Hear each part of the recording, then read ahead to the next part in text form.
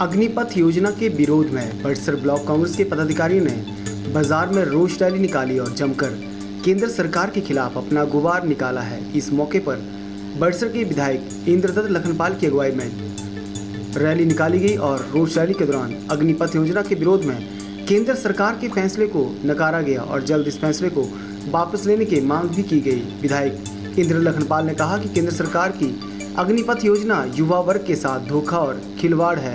उन्होंने कहा कि जिस युवा ने फौज में जाकर देश की रक्षा के लिए काम करना है और बाद में 4 साल बाद घर में उसे बिठा दिया जाएगा तो ये सरेआम युवाओं के साथ धोखा है। उन्होंने कहा कि 4 साल के युवा क्या युद्ध की स्थिति से निपटने के लिए सक्षम हो सकते हैं, इस बारे में केंद्र सरकार कोई जवाब नहीं दे पा रही है। उन्होंने कहा कि 3 सालों से सेना भर्ती के लिए कोई काम नहीं हुआ है और सेना में काफ़ी पद अब खाली चल रहे हैं। वहीं अग्निपथ योजना के चलते अग्निवीर योजना अब युवाओं के लिए ठीक नहीं है। उन्होंने कहा कि युवा वर्ग भी अग्निवीर योजना का विरोध कर रहे हैं।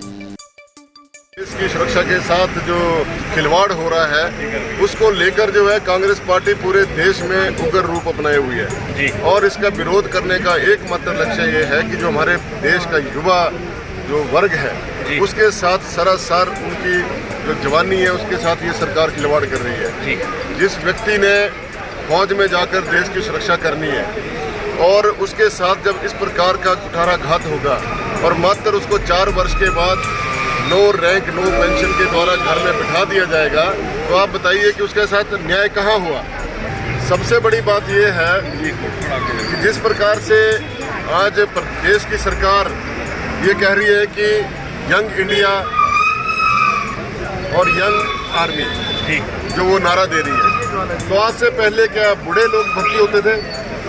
मैं सरकार से ये पूछना चाहता हूँ।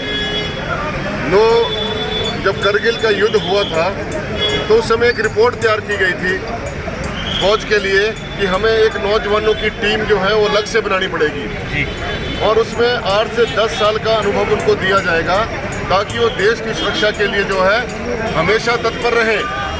लेकिन इस देश की सरकार ने जिस प्रकार से अन्याय किया है और काट छांट करके जो उन्होंने ये 4 वर्ष का जो कॉन्ट्रैक्ट कर दिया है आर्मी के अंदर, ये हमारे देश की सुरक्षा के साथ सीधा हस्तक्षेप है।